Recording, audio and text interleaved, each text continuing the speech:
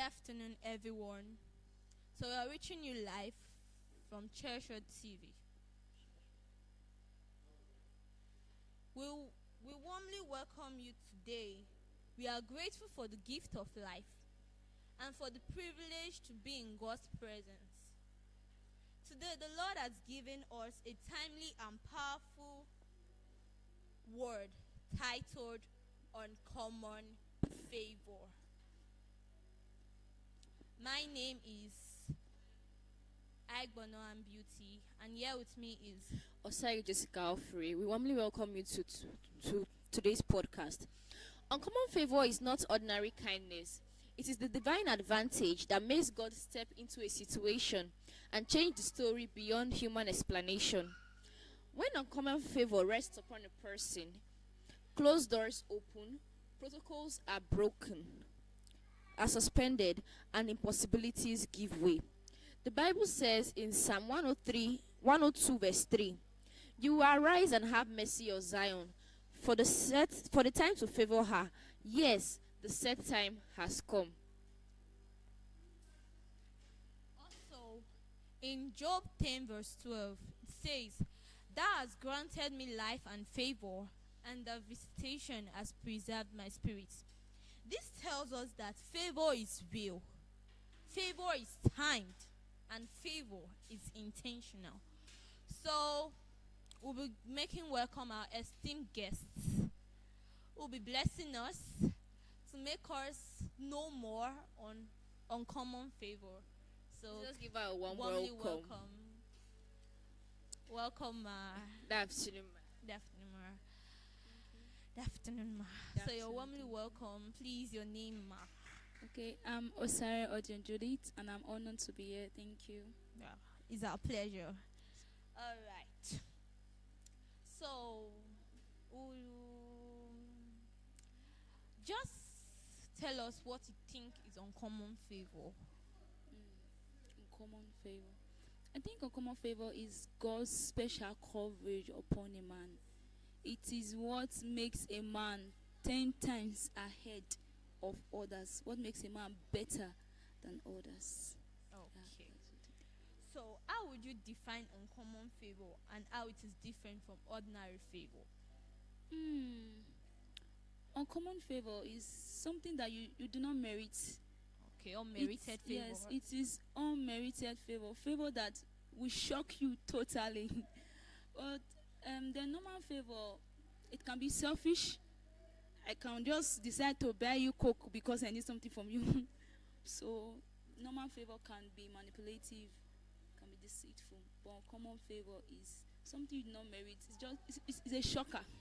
Okay. It's something intentional. Yes. All right.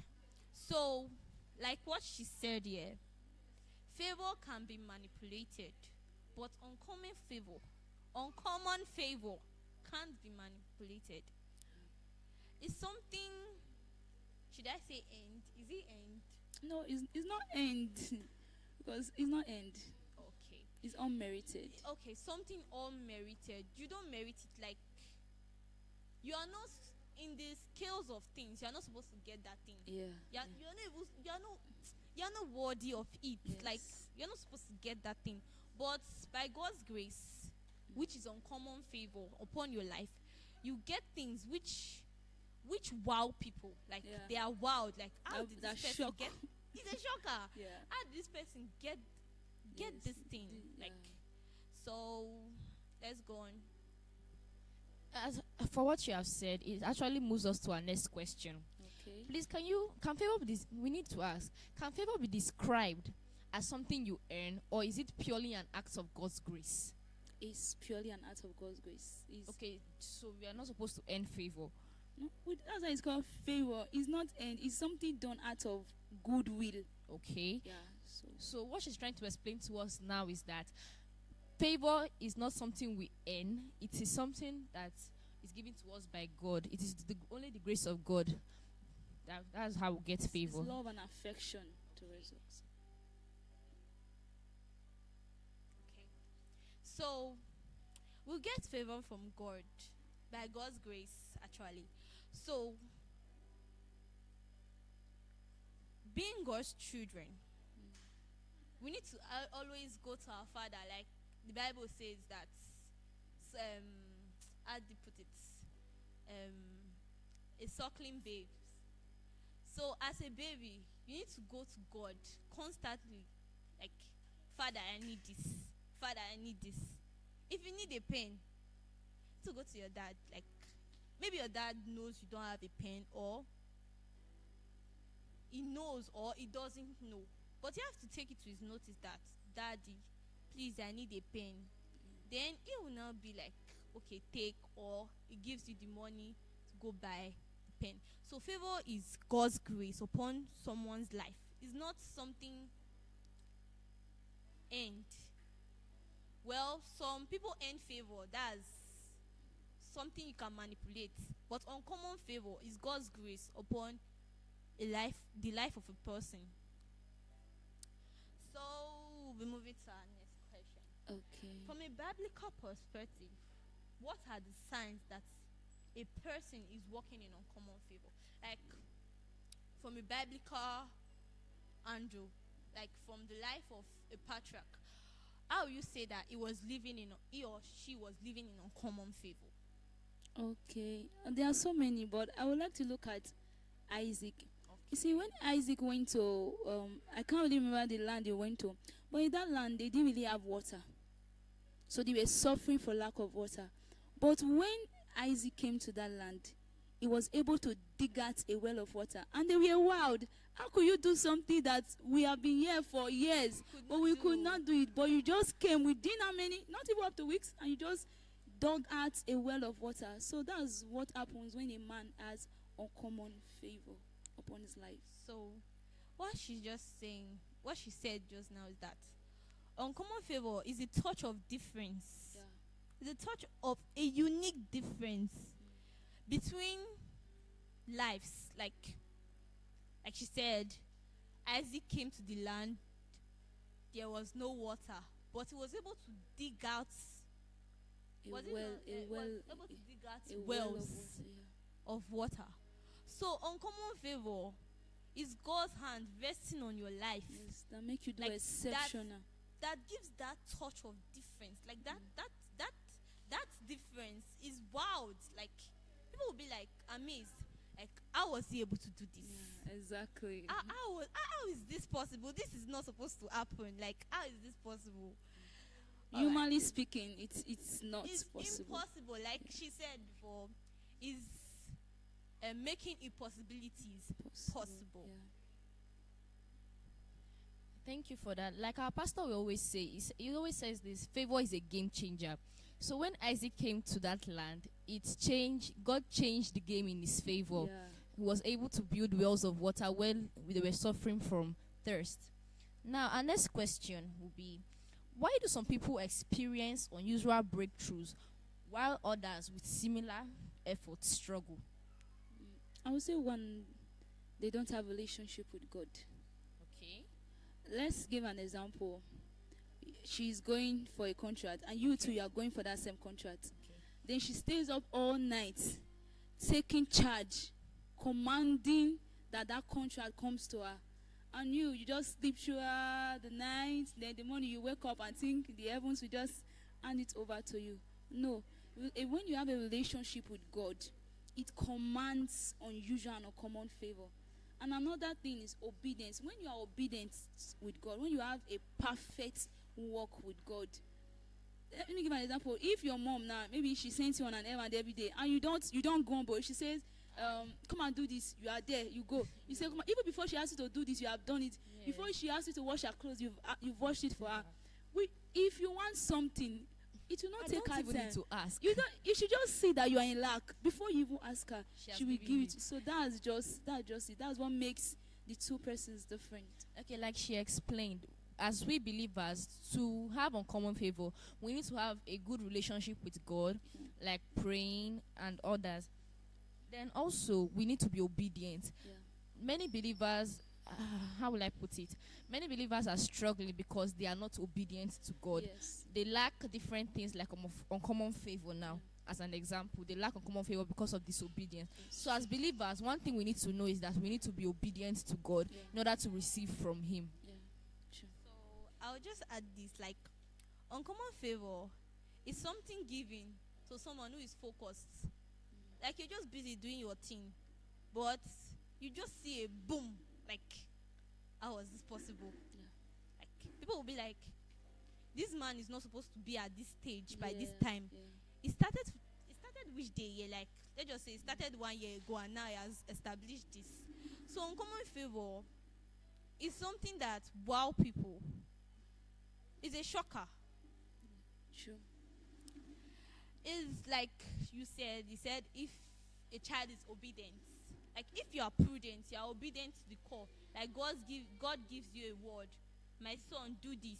Yes. And you do it, you're surely to get blessed and receive wondrous testimonies. Like you'll be like, you yourself will be shocked, like, how was this possible? I just did this.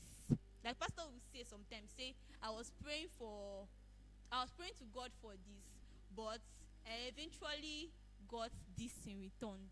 So when you are praying to God, like you are expecting something, you just need to be obedient and follow His instruction word, and you definitely receive uncommon favor. How did uncommon favor change the life of Joseph, Esther, or David in the Bible? Like you can just pick one of them. How did uncommon favor change their lives? Joseph, Esther, and David. You can just pick one from it. Okay, I think I will choose. Let me choose Esther. Okay. Our uncommon favor. She was just a maid that had nothing. But one thing that made her different was she had an head over her, and she was obedient. Coverage. She had a coverage, and she was obedient, and she had God. If you don't have God, you don't have a common favor, because it's God that makes the favor uncommon. It's God that makes the favor uncommon. So if you don't have God, you cannot have uncommon favor. If you see, she had God, and she had the right mentor. Yeah. Her uncle. That was Mordecai. Yes, it was the right mentor that told her, do this, do this, do this. And she did. She was obedient. She had the right mentor, and she had God. And another one was she had character. Good character. She had character. She had character. So that was how God's favor singled her out to be the king, the queen. So. Even, let's just put this, like, when no one was supposed to meet the king, that was also favor. Like, she went on a 3 days fast, right? Yes. And then she said, if I perish, I perish. Yeah. But she was shocked. The king said, my beloved, come. Like, come and meet me. In a time which nobody was supposed to see the king. If you go that time, you don't die. You're a dead man. But God's favor gives way. In evil situations, God's uncommon favor makes situations that are dangerous, that are supposed to kill you. It would just be like a normal dating. It's just like she just went to go and meet her husband on normal days, but that's how it looked like after God's uncommon favor came in.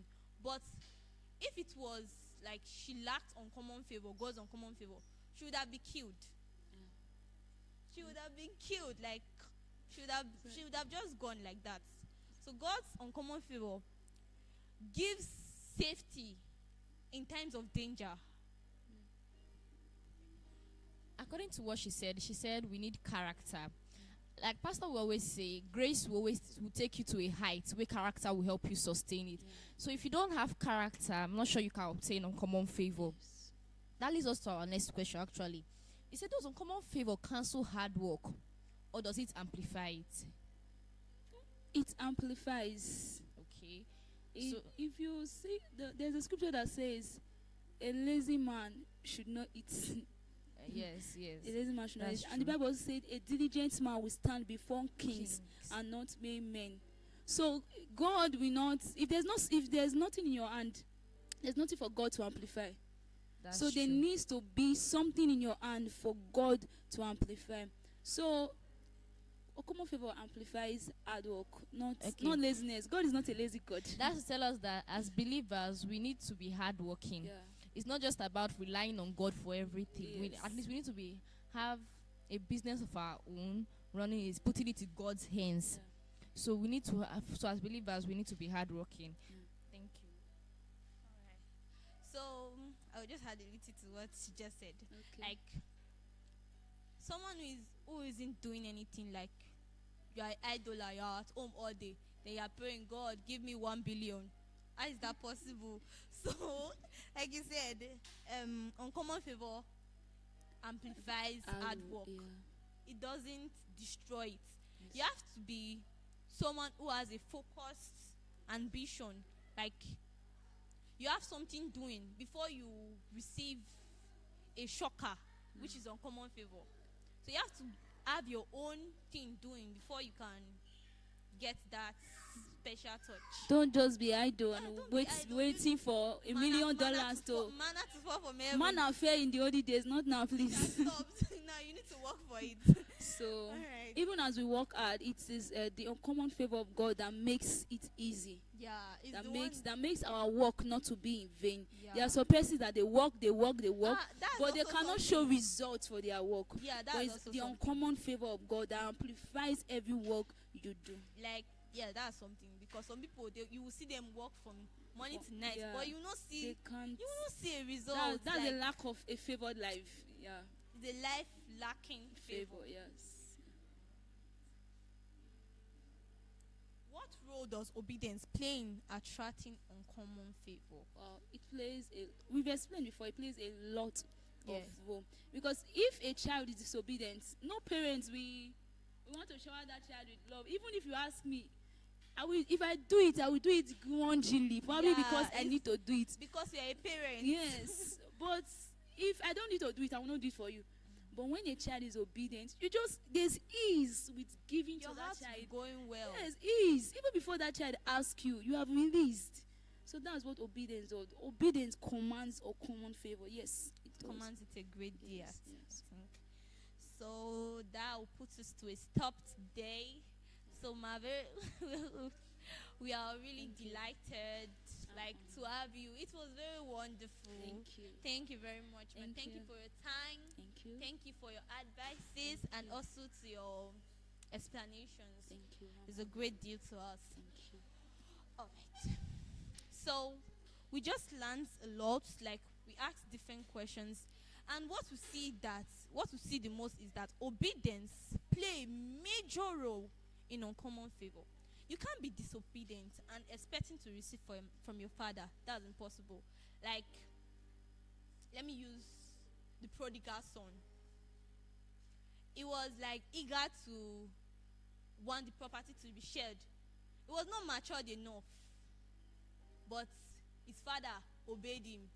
When you push God to do it your way, as Balaam did in the Bible, he left the perfect will of God to his permissive way. So when you are disobedient, you actually leave the perfect will of God to his permissive way. And Pastor always said that in that permissive way, anything you see, you will take it like that. Because in the permissive will, there are levels. You can start like Pastor always say, in a failed mission, there are levels of successes. Yeah. Like you think that this thing, I'm doing it the right way. But to you will be prosperous, but you will be happy like, oh, this thing, I'm just doing it the right way. But you yourself, you know that you have disobeyed. But since you are seeing success, you'll be like, I don't no forget that thing where Pastor talking. Not being able to do so, not be success at a seek so. But obedience is a major role in uncommon favor. So that will be the end of today's podcast. Thank you for your time, your attention. Have a blessed day. Don't forget to like, subscribe, and share from Treasure TV. Thank you.